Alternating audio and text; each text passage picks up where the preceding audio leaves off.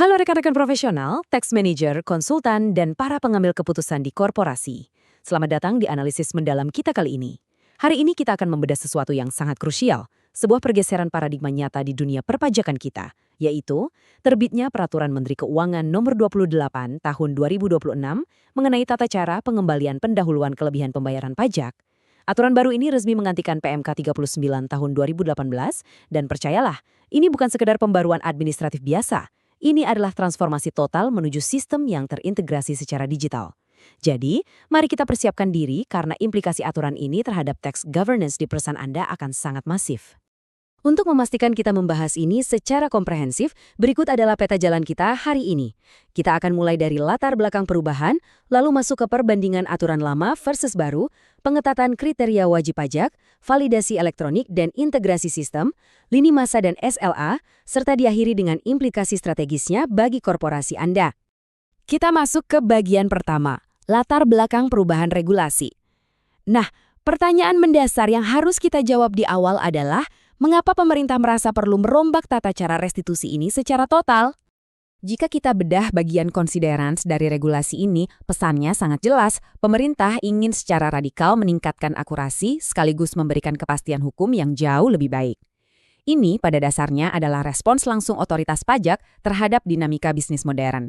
Bisnis menuntut kecepatan, tapi di sisi lain, pemerintah juga butuh pengawasan yang super ketat agar tidak ada kebocoran penerimaan.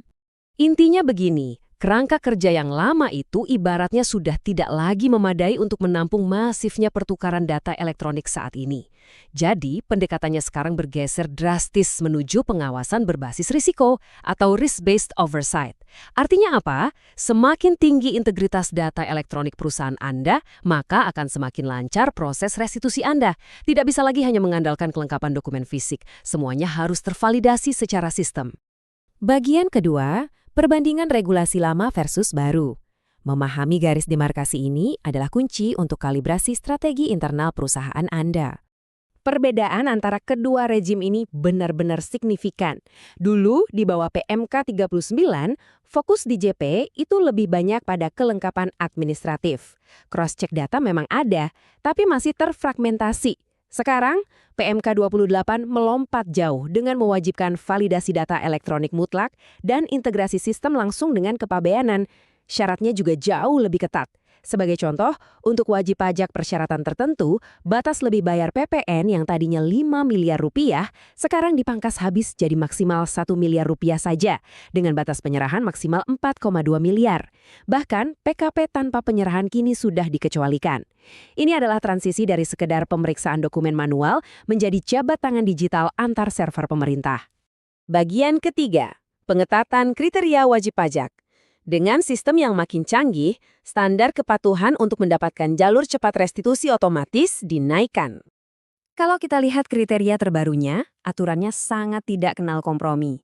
Penyampaian SPT harus tepat waktu, dan perusahaan wajib punya catatan nol tunggakan pajak.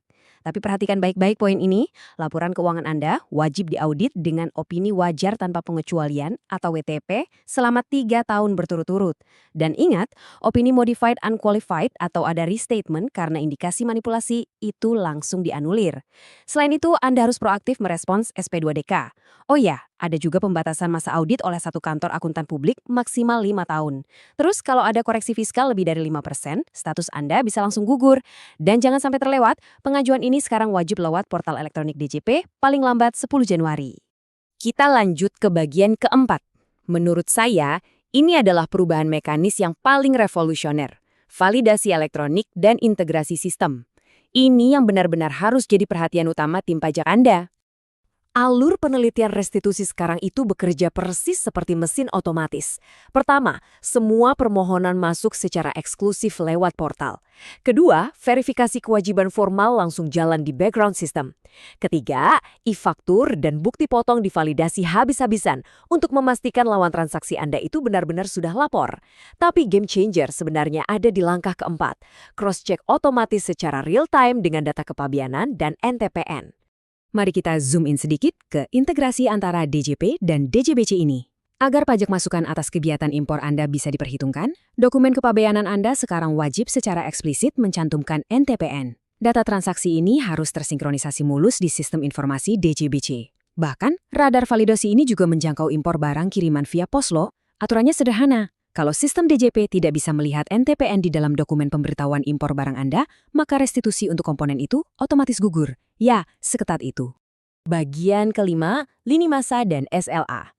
Nah, dengan semua lapisan verifikasi digital yang ketat tadi, pasti Anda bertanya-tanya, sebenarnya berapa lama sih uang restitusi ini bisa cair?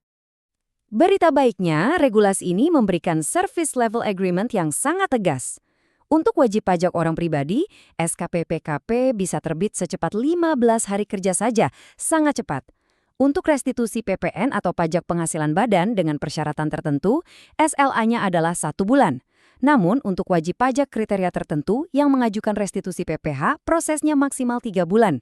Tapi satu hal yang perlu diingat, walaupun dipercepat, DJP tetap punya wewenang penuh untuk melakukan pemeriksaan lanjutan kalau sistem elektronik mereka menangkap adanya anomali data.